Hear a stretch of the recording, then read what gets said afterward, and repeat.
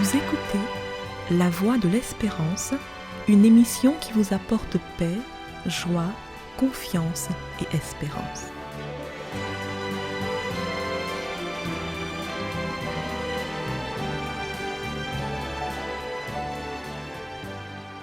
Bonjour la Guyane et bonjour à tous depuis la Guyane.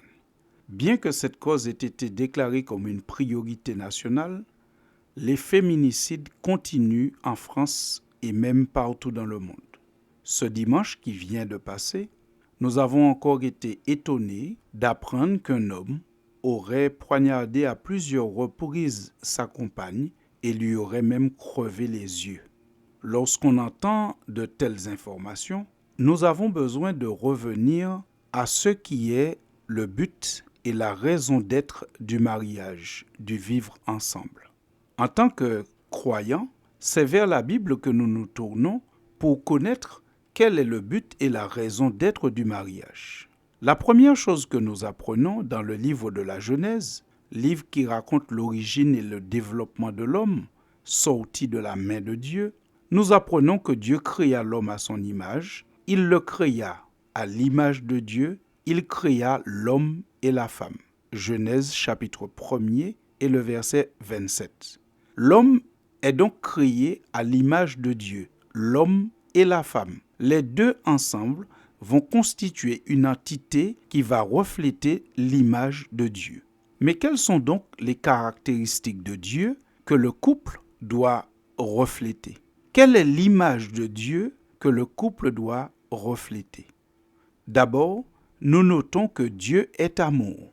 C'est la Bible qui le dit dans 1 Jean au chapitre 4, en disant « Celui qui n'aime pas n'a pas connu Dieu, car Dieu est amour. » L'amour de Dieu a été manifesté envers nous, en ce que Dieu a envoyé son Fils unique dans le monde, afin que nous vivions par lui.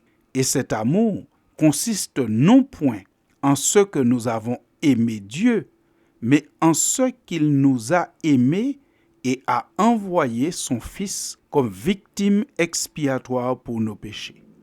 Bien-aimés, si Dieu nous a ainsi aimés, nous devons aussi nous aimer les uns les autres.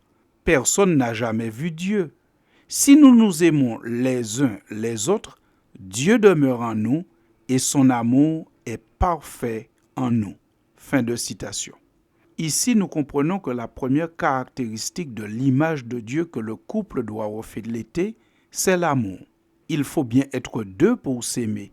Il faut être deux pour donner et recevoir de l'amour. L'amour est la caractéristique principale de Dieu et cet amour se manifeste non pas en ce que Dieu vient pour sacrifier les hommes, mais en ce qu'il se donne pour les autres. Dans l'amour véritable, il n'est donc point question de faire violence à l'autre, mais plutôt de se faire violence à soi pour venir en aide à l'autre. Ensuite, nous notons dans la Bible que Dieu est la vie. Ce serait la deuxième caractéristique de Dieu que l'entité couple devrait refléter, puisque nous avons lu au début que Dieu créa l'homme et la femme à son image. Il faut être deux pour donner la vie. Et ainsi, la Bible, parlant de Dieu, fait ressortir à plusieurs reprises que Dieu est la vie. Dans Jean 5 au verset 25, Jésus déclare en vérité, je vous le dis, l'heure vient et elle est déjà venue, où les morts entendront la voix du Fils de Dieu, ceux qui l'auront entendu vivront. La voix de Dieu est une voix qui donne la vie, même aux morts. Dans Jean 11 au verset 25, Jésus dit encore « Je suis la résurrection et la vie. Celui qui croit en moi vivra, quand bien même il serait mort. » Par conséquent, nous comprenons que la vie, donner la vie, est une caractéristique divine. Et dans un couple, jamais on ne devrait chercher à ôter la vie de l'autre, mais plutôt à lui donner la vie, à le faire vivre, à le faire prospérer, grandir, s'épanouir. Et enfin, nous notons que Dieu est un être relationnel. Dieu cherche à être en relation. Lorsque nous lisons la Bible, de ses premières pages jusqu'à ses dernières pages, Dieu est en quête de relation avec l'homme. Dans le livre de la Genèse, donc dans le premier livre de la Bible, nous apprenons que l'homme a péché, c'est-à-dire a désobéi à Dieu, a brisé sa relation avec Dieu. Mais Dieu, pour autant, lui, cherche encore à avoir une relation avec l'homme, malgré le péché. Lisons ce qui est dit dans Genèse chapitre 3, versets 8 et verset 9. Alors, ils, les hommes, donc Adam et Ève, entendirent la voix de l'Éternel Dieu, qui parcourait le jardin vers le soir. Et l'homme et sa femme se cachèrent loin de la face de l'Éternel Dieu, au milieu des arbres du jardin. Mais l'Éternel Dieu appela l'homme et lui dit, « Où es-tu » Nous sentons ici que malgré le péché, malgré la fuite de l'homme, Dieu le cherche et veut dialoguer avec lui. Dialoguer avec lui pour quoi faire? Pour le détruire? Non, du tout. Mais pour lui proposer le plan de la rédemption, le plan du salut malgré son péché. Nous comprenons ici qu'en aucun cas, la famille ne peut être le lieu et le théâtre de violence, car l'homme et la femme ont été créés à l'image de Dieu. Le premier couple, homme et femme ensemble, reflète l'image de Dieu, et en aucun cas, la violence ne devrait faire partie de cette entité qu'est la famille, qu'est le couple.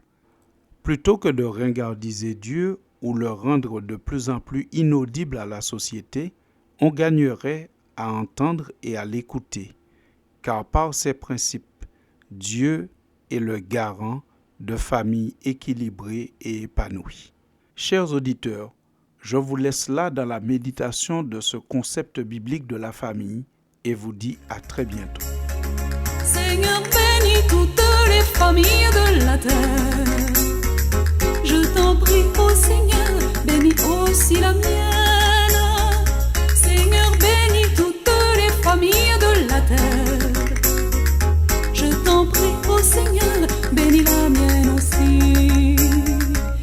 Que le Père et la Mère aient la force de s'aimer sans mesure,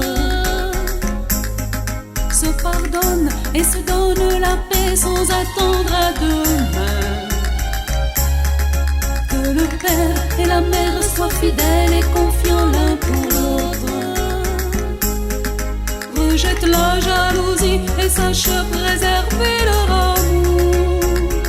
Seigneur, bénis toutes les familles de la terre. Je t'en prie, ô Seigneur, bénis aussi la mienne. Seigneur, bénis toutes les familles de la terre. Je t'en prie, ô Seigneur, bénis la mienne aussi. C'était La Voix de l'Espérance, une émission préparée par l'Église adventiste du 7e jour. Si vous désirez avoir une copie de la causerie d'aujourd'hui, demandez-la. Elle vous sera donnée gracieusement.